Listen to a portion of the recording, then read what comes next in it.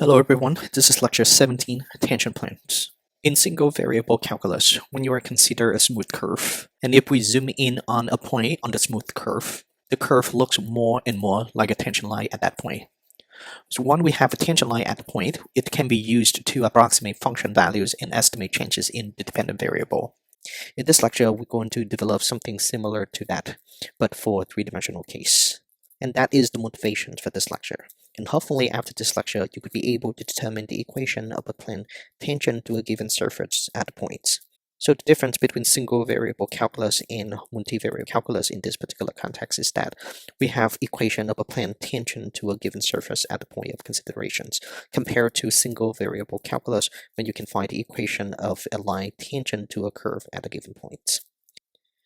Before we derive the formula for the tangent planes, we're going to look at the condition for differentiability. Up to this point, hopefully you are comfortable with finding partial derivative of a function with respect to an independent variables. But what is the condition such that f is differentiable at the point of considerations?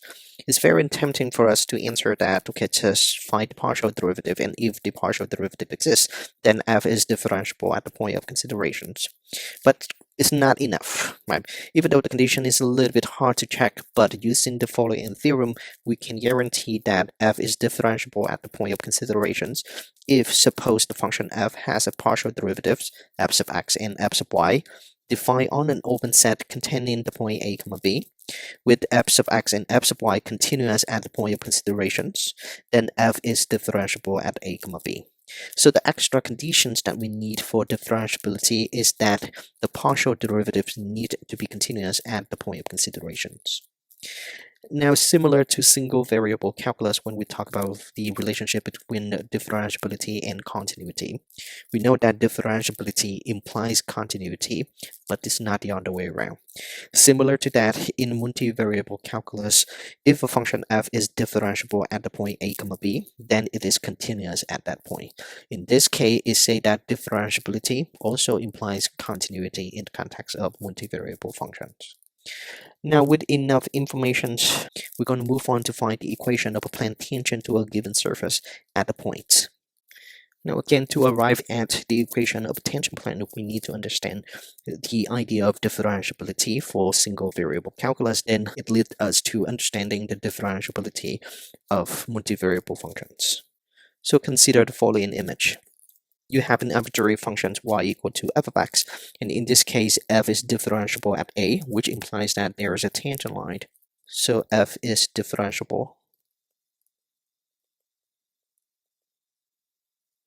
at x equal to a, and this implies that you can find a tangent line at the point of consideration, so in this case a comma f of a. However, in the next image, the function y equal to g of x is not differentiable at the point x equal to b because there's a kind, and therefore it implies that there's no tangent line at the point p comma g of b. So the function g is not differentiable at x equal to b, which implies that there's no tangent line at b comma g of b. Similarly, when you move on to functions of two variables, you have that f in this case differentiable at the point a comma b. So f is differentiable at the point a comma b, implies that you can find a plane tangent to the surface at the point of considerations. So tangent plane at the point a, b, comma, f of a, b. And in the last situations, g in this case is not differentiable at the point c, comma, d. Therefore, there is no tangent plane at the point c, comma, d, g of c, comma, d. So g is not differentiable at the point c, comma, d, implies that there is no tangent plane at the point c, comma, d, comma, g of c, comma, d. If we consider a smooth surface described by a differentiable function f, and focus on a single point on the surface. So for instance, in this image, it gives you the surface of a differentiable function f. And if we focus on just one point on the surface, As we zoom in on the point on the smooth surface, as you can see, it appears more and more like a plane.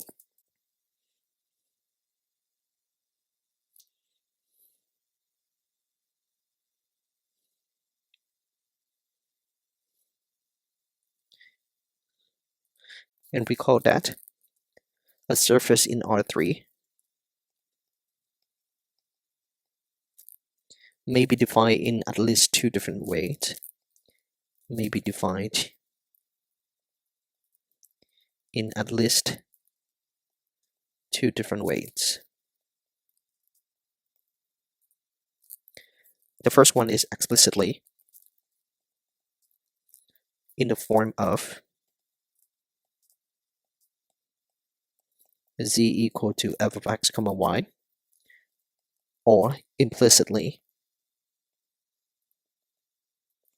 in the form of capital F of x, y, and z equal to 0.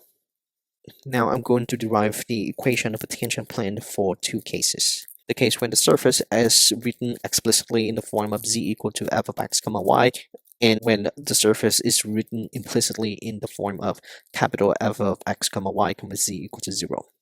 Now I'm going to try with the implicit form first. So first I'm going to find the tangent planes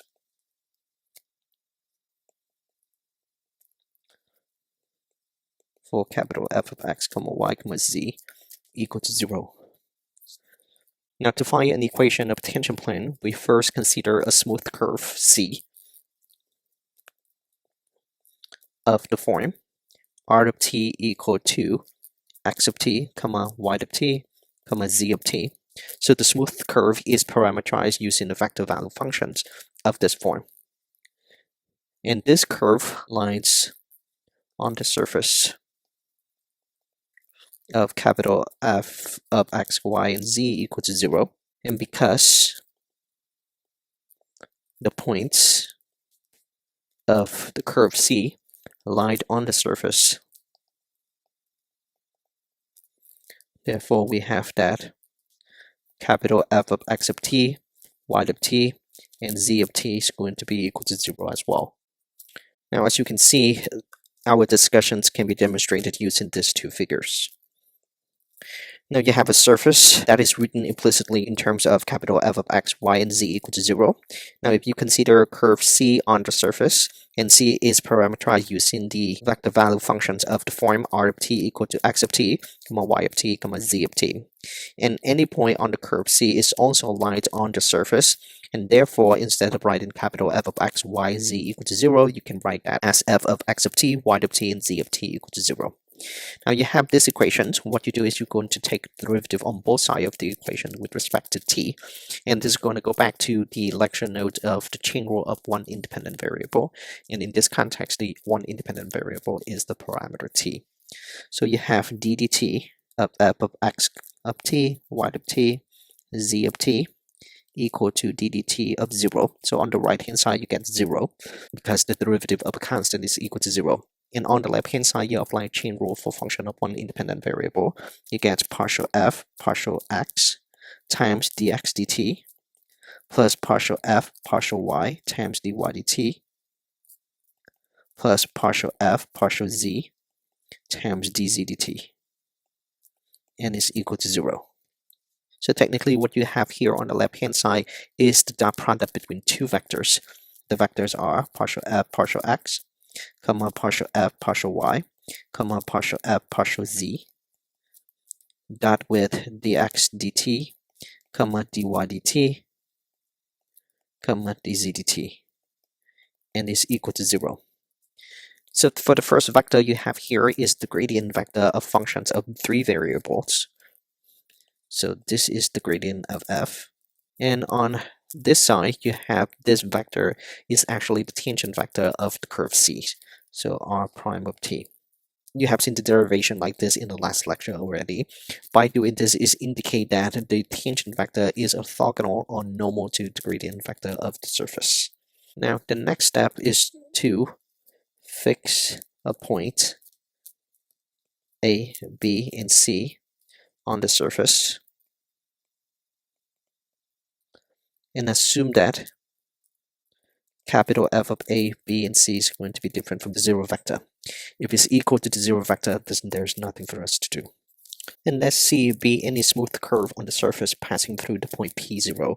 In this case, the P0 is equal to A, B, and C, as demonstrated in this figure. We have shown that any vector tangent to C is orthogonal to the gradient vector at the point A, B, C, because this argument applies to all smooth curves on the surface passing through the point P.